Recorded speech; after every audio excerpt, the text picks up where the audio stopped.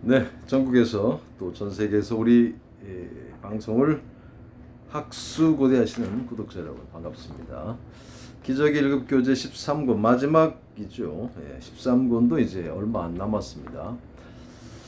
자, 지금 뭐 장마철에 우중이기에서 우중충한데 덥기도 하죠. 코로나 사태로 뭐 방콕도 좀 하셔야 되고 이럴 때 뭘 하시면 좋겠습니까?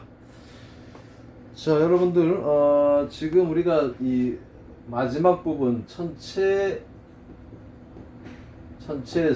해, 그 다음에 달, 별, 해, 달, 별 보고 있습니다. 해는 이미 끝냈죠? 달도 끝냈고 달과 비슷한 저녁석도 끝냈습니다. 이 신자가 별신 다섯째 지지진, 별진 다섯째 지지진, 그 다음에 떼신 이런 말을 합니다. 요거는 별의 뜻으로 사용은 됩니다만, 그래서 사실은 천체 편에서 다루고 있습니다만, 원래는 이 글자는 그 별이 아니라 이런 어떤 그 조개지 조개? 네. 이 조개와 조개살, 여러분들 그 조개가 이렇게 있으면 이 조개살을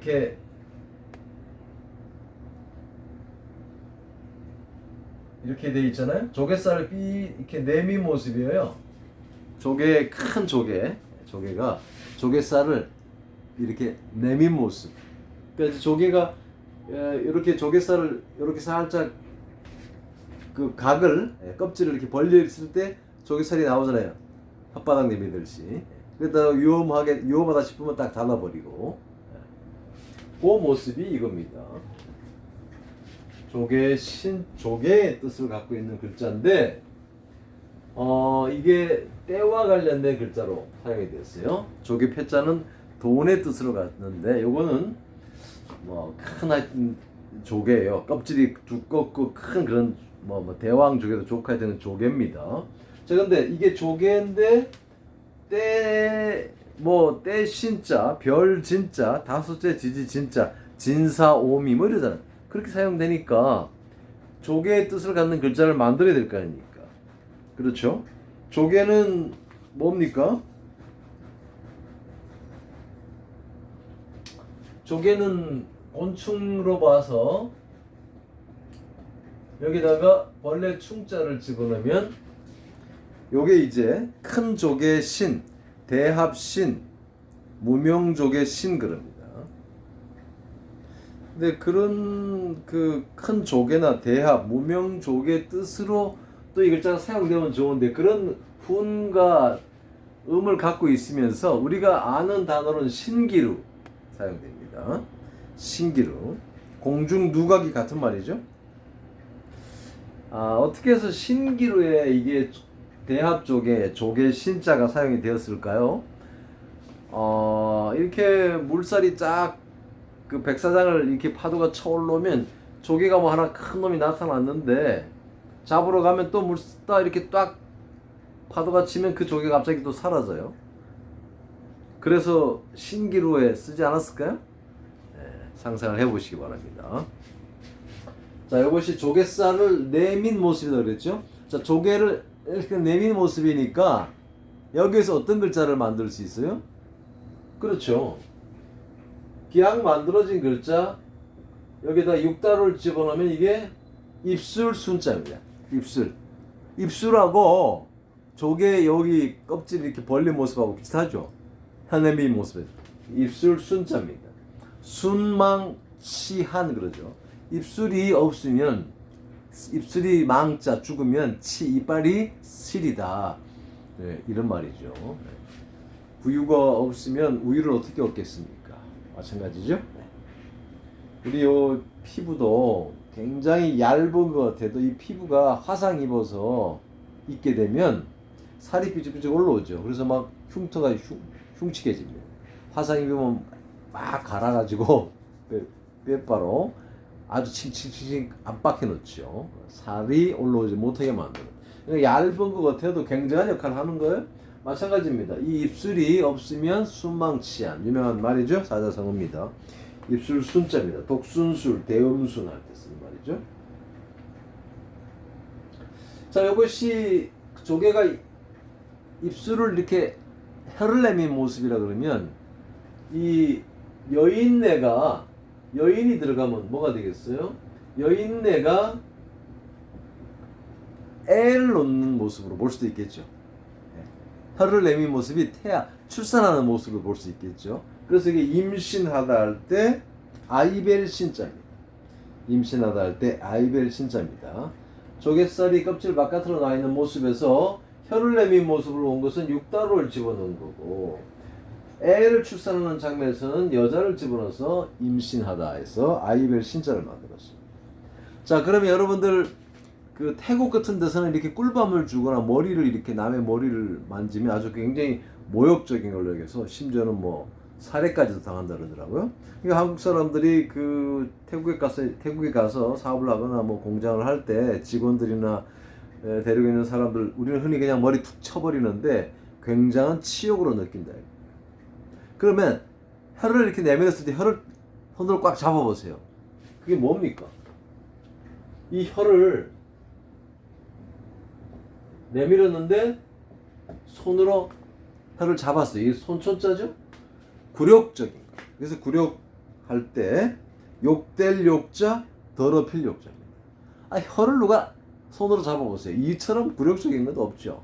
고통을 주려고 혀를 잡고 머리카락을 잡아 당기는데 굴욕적인 겁니다. 욕될 욕자, 더럽힐 욕자입니다. 모욕, 능욕, 굴욕 이렇게 되겠습니다.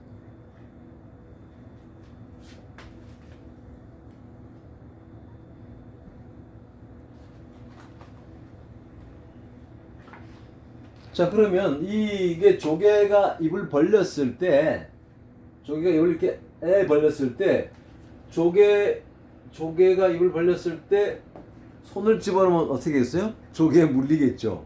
작은 조개가 아니라 큰 조개 같은데 물리면 어마어마하게, 손을 집어넣으면 어마어마하게 아프겠죠. 그러면 이 조개를 떼어내려고 막 흔들어댈 거 아니에요.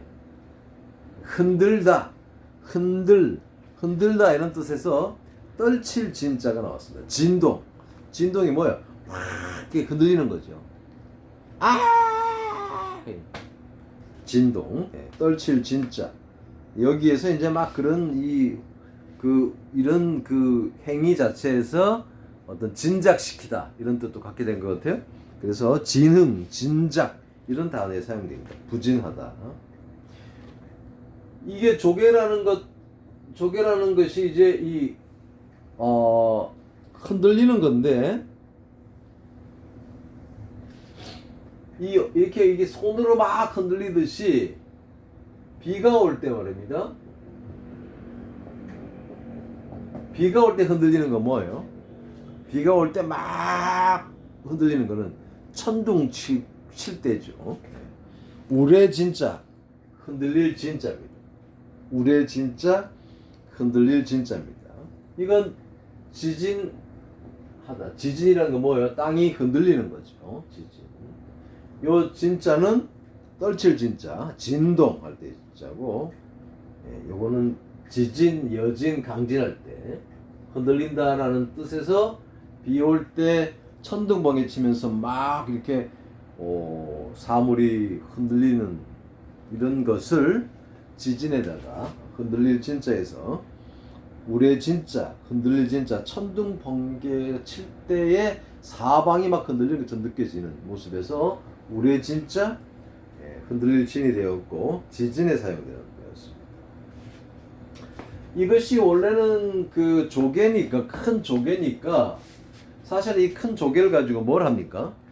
예전에는 우리가 이 조개 패자가 돈으로 사용되었듯이 옛날 사람들은 이 조개를 가지고, 큰 조개, 대합조개 같은 큰 조개를 가지고 낫 대용으로 사용한 거예요.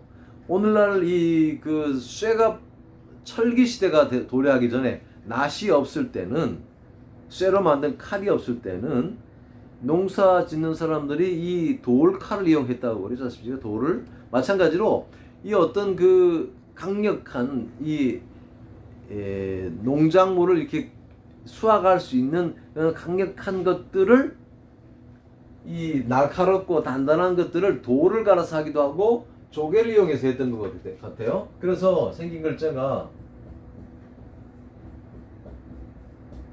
농사 농자입니다. 농사 농자예요.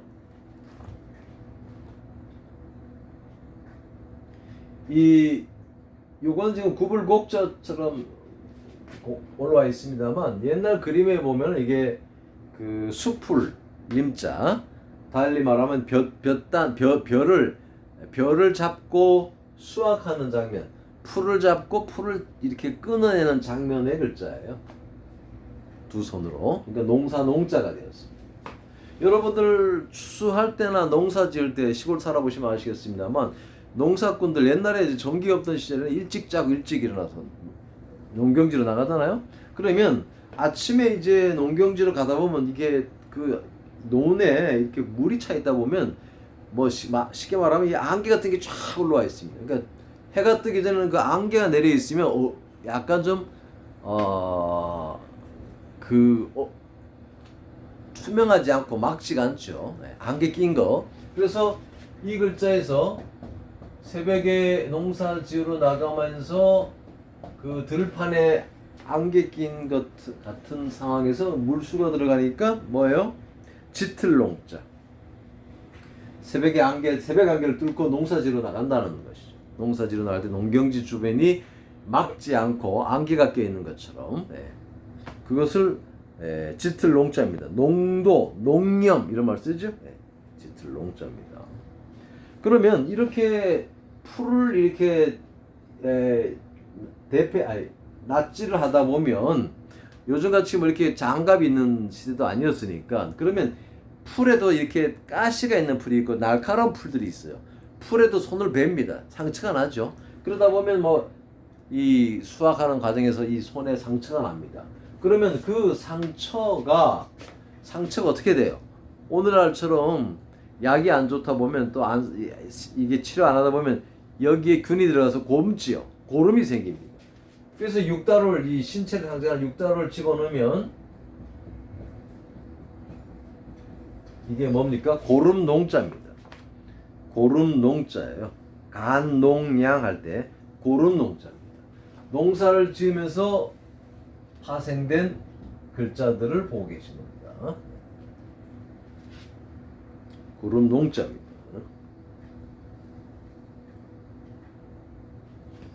자, 우리가 이 농사를 짓게 되면 농사를 져서 나온 수확물을 팔면 뭐가 돼요? 돈이 되죠? 그 돈으로 오늘날 중국에서 홍수가 나면, 한국에서도 마찬가지죠. 자연재해나 뭐 재해를 입은 사람들에게 정부가 필요한 물자를 공급해 주듯이, 그런 필요한 물자를 살 수 있는 돈을 준다, 도와준다. 그래서 구휼할 진자입니다. 진대법. 학생들은 역사 시간에 과거에 뭐 진대법 이런 말 했었죠. 구휼할 진자입니다. 그러니까 어려운 사람들을 도와주는 그 법들이 있었어요. 재해를 당한 사람에게 진대법이라고 하죠. 구휼할 진자입니다. 돕다라는 뜻을 갖고 있어요. 자, 이 신자, 때 신자, 별진, 다섯째 진자가 이게 별이 들어가는 바람에 우리가 천체편에서 다룹니다만, 원래는 이게 뭐였다? 조개였다.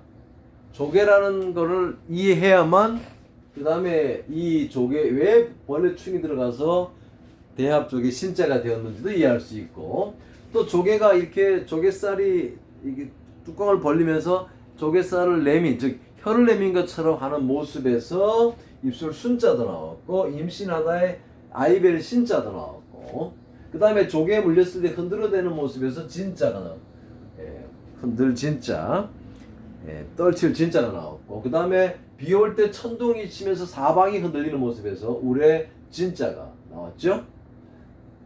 그 다음에 이 조개를 이용해서 농사를 짓던 이게 수확하는 장면에서 농사가 나왔고, 여기에서 안개가 낀 것처럼 아주 그 이 아침에 농경지에 자욱이 껴있는 운무 같은 것들 모습에서 짙을 농자가 나오고, 그 다음에 농사 짓다가 다친 곳에서 생기는 고름 농자, 도와주는 장면에서 구휼할 진자, 이렇게.